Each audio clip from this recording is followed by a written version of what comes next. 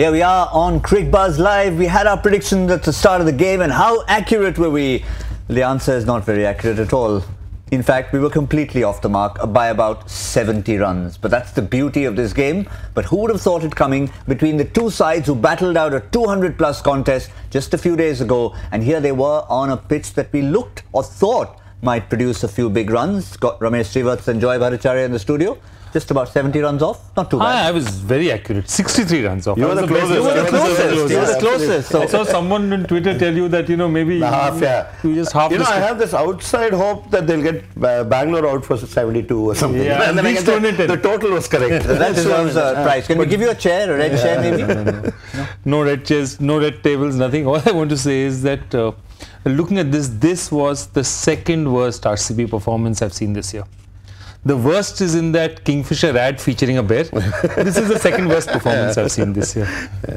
Yeah, it certainly was. I mean, if you just look at it from that point of view, when you were talking about the two big men, and once again, if they don't fire, chances are you're not going to get too many runs. 127 for 9, even by the standards of an AB de Villiers and Virat Kohli not firing, would still be about they kind of fluked this with Saudi.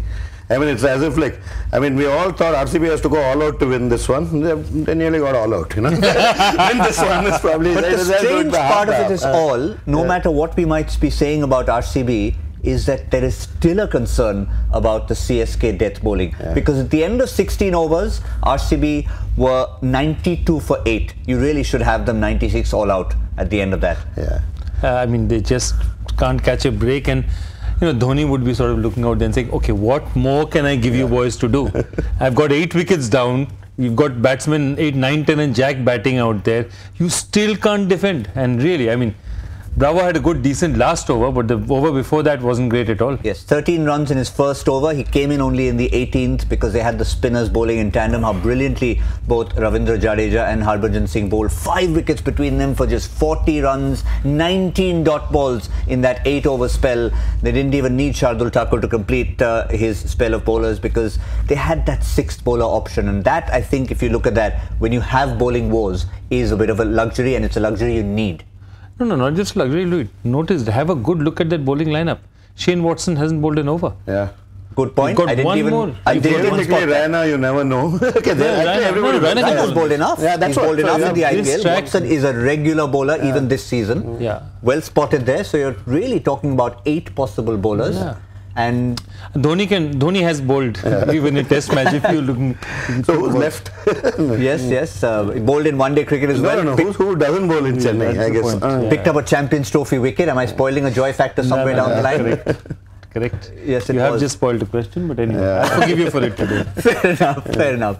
But just for that, even without there being a joy factor, for fun, #Cricbuzz Live, the quickest person to tell us who Dhoni's only wicket was. Johannesburg Champions Trophy. That's all I'll tell you. All right, back to the game. Why furrowed brows, Joy? No, was the answer escaping you for a millisecond? The answer is Does any answer escape? The answer is oh, excellent! We won something here on Cricbuzz Live. Joy's forgotten a quick answer. I cannot remember the name for the life of me. No, I can't remember. Yes, but we're not going to give it away right now because we want people to give the feedback in. He was clean bowled.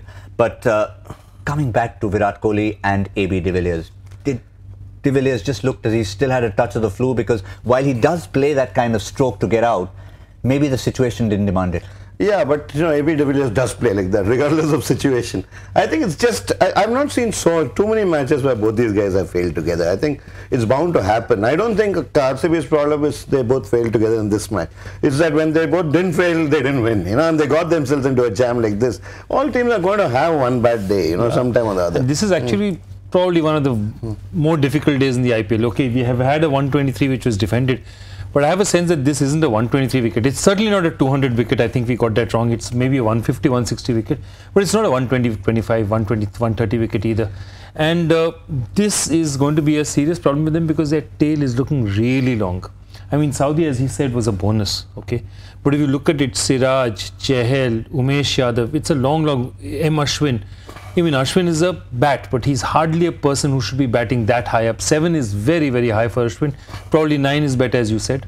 But also, to add to your point, not only was it not a 125 wicket, this is not a 125 defending bowling lineup. This is not the Sunrisers.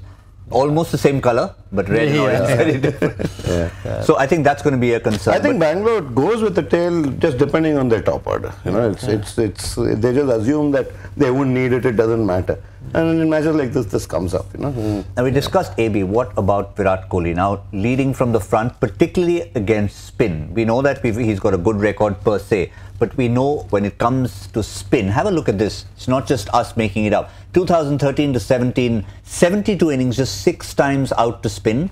This year, 9 innings, 4 times out to spin, and today's dismissal, a first bowler against a man who, well, really hadn't found his feet in the entire tournament. Yeah, I think it's fascinating because you're right. It is interesting because he is a very, very, very good player of spin. I mean, of course, it's difficult to say what he's not a good player of, but he's an excellent player of spin.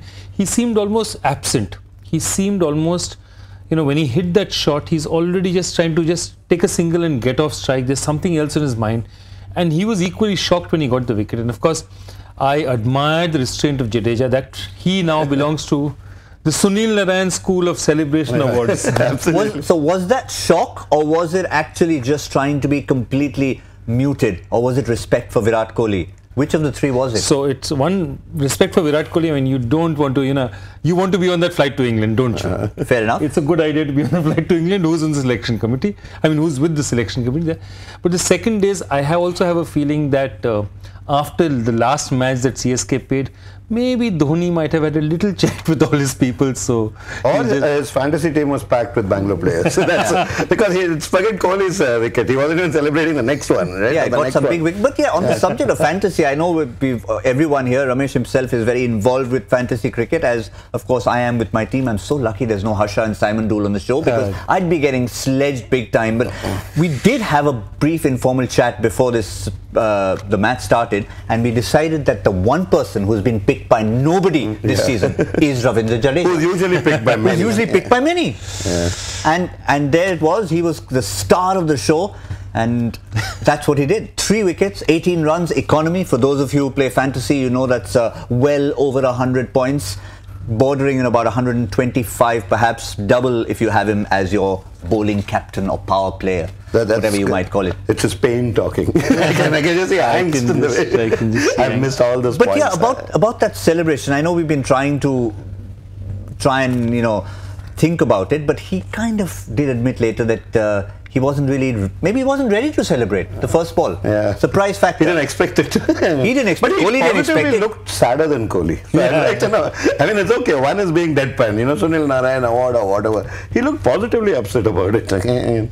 But what do they do from here? I mean, really tough. It's forget what happens in the rest of the tournament. For the next 20 overs, they'll have that on their mind that it's a must-win game for us, apart from anything else. Yeah, I mean, they could potentially lose another one and still remain in contention. But the point of it is, I think it's more the way they went down and the way that they very meek. Other than Saudi, nobody else actually put up a performance. The only other person who showed some spunk was Parthiv. And the thing about Parthiv is, you know, my issue with Parthiv is he always plays much above his capacity. But the truth of it is, that's his capacity. In fact, it's normally 30s. Yeah. I used to call, you know, Parthiv the Jitendra of IPL. He's never out of his 30s. You know, usually Parthiv, you can depend on him for a 30 to 40 kind There's of. There's a new one we have. There's a new one we have. So from Cinderella, we've now got Jitendra, and that role with the white shoes and all had been taken at the moment by Mayank Agarwal, and Robin Uthappa has actually moved into the 40s. No, Robin is Kitty Party Robin. Late 30s, early 40s. All these guys. Kitty Party Robin. Late 30s, early 40s. I want him to become a grandmother, but he's not. Parthiv has always done that. You know, he'll got a quick fire 30. So actually 50 was also a bonus. No, and it was kind of spiritless. You know, that's the problem. Okay, Saudi came and gave some cheer in the end. It's as if, you know, I was thinking De Kock went for a wedding and these guys went for a funeral, you know. It was just sad, you know, watching it. So it was just those last 2-3 overs that, in fact, the happiest moment I had as an RCB, as someone who wants RCB to win this game, was those overthrows. You know, 4 runs, I was happy. Yeah? Yes, the only person from the RCB camp who's been in form is Ramesh Srivats. Not out there in the field, and so RCB would have wished. But on the other side, in the Yellow Army, Mahendra Singh Dhoni, the last time around he played the innings of his life against this very opposition. Today with this score, he's probably not going to get an opportunity to do that. But we do have some very interesting numbers pertaining to Mahendra Singh Dhoni. 1 to 15, 116 a strike rate, which is somewhat something we've almost accused him of in all forms of the game. He likes to take his time getting started. But have a look at this season. Still better, but not quite in that phenomenal rate. But look what's happened after 15 balls. 198 this season. But I think it's the 1 to 15 this season that is the big improvement we should focus on. That 147. No, I think it's both. Both these figures are amazing, and what it shows you is that clearly last year was a year in which he's obviously sat back, looked at his batting, got somebody like Fleming to sit, analyze it, and say that you're going too late. You're depending on getting off the strike too late. You're doing too much. You're leaving too much for yourself at the end. And he's just done it. He's also got himself fitter. It seems to be clearly something that he's thought through. This is not by accident, I promise you that. He's thought it through and said, I'm not going to take so many runs. And that's amazing. The fact that a man at this age, with nothing to prove in the game of cricket, whether it's a World Cup or IPL titles, goes back and takes the time to reinvent himself. Somebody like a Rishabh Pant or somebody like a Shreyas Iyer should look at that and say, that's the guy I want to be. Yeah, totally. And in fact, one leads to the other. The fact that 1 to 15 has improved so much also leads to more runs at the end. It's just that he's not playing into neutral and sixth gear.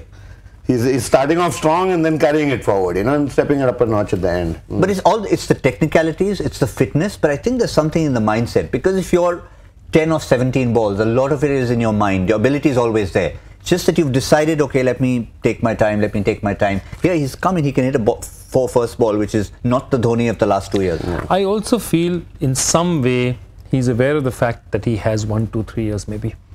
2019 World Cup, maybe his swan song. Dhoni's a man for the flair, for the dramatic. Yeah. 2019, maybe his last IPL season, it may be his last this thing. So he's saying, maybe I have 1 or 2 years to win this. I want to do it now. I'm not going to leave it for later. And I think that's where that additional, impetus comes. Absolutely. And for Chennai, because of their aging team, this is their best chance. This is the best chance. It's now and each year, all these guys are going to be 1 more year older, next year. One final thought. Did you see, even from far away here, anything in that surface to suggest that the likes of Yuzvendra Chahal could get stuck in there? Because if these spinners can do it, they'll need to get in there early. See, Ashwin knows this pitch well. He's played out here. Chahal is a good spinner. But, Chennai also plays spin very well. Rayudu plays spin brilliantly. Dhoni plays spin brilliantly. There have a lot of batsmen in that lineup who play spin well. So I would like to see more of a contest. I think they'd go with Umesh at one end and Chahal at the other and just try and take wickets, because their only hope is to do that. But yeah, it's seriously uphill task. Yeah, because 20 overs they're going to get that 127. Yeah. So they'll throw Chahal in, they'll throw Umesh in, and they'll try and wicket. Maybe Saudi over or 2 and then get Chahal immediately in. As the man in the RCB camp, even from the heart, can you see something coming out of here? I kind of always live in hope, but I do think this match RCB won't have death over problems. That's a very polite way of saying it. Right. I think this is the way where somebody told me, the best way of firing somebody for a job. It's like you send a letter saying, I don't know what we are going to do without you, but from Monday we're going to try. Brilliant. Look at what we are clutching at, trying to hope that the RCB can come out with something from this game. We know that the Sunrisers have done it on a couple of occasions. Can they take a leaf out of their neighbours, in a sense? Well, Virat Kohli will certainly be out there. We know the passion will be out there.